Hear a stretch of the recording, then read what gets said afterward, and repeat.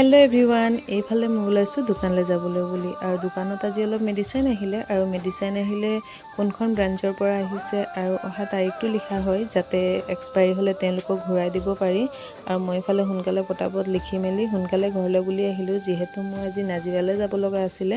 আৰু ইফালে ওলাইছোঁ নাজিৰালৈ যাবলৈ বুলি মই অকলে যোৱা নাছিলোঁ মা আছিল আৰু ঘৰৰ ওচৰত বগীজনীও আছিলে আৰু মই নাজিৰাত থকা আৰোহণ অফিচলৈ গৈছিলোঁ আৰু এইফালে মানুহকেইজনক চাওকচোন পানীত সোমাই আম পাৰি আছে দেখিয়ে কিবা এটা ভাল লাগি গ'ল তাৰপাছত ইয়াত সকলোখিনি কাম শেষ কৰি মেলি আমি ঘৰলৈ বুলি উভতিলোঁ আৰু ৰাস্তাতে মা ক'লে যে কিবা এটা খাই লওঁ ভোক লাগিছে বুলি আহি শিমলুগুৰিত থকা এখন হোটেলত সোমালে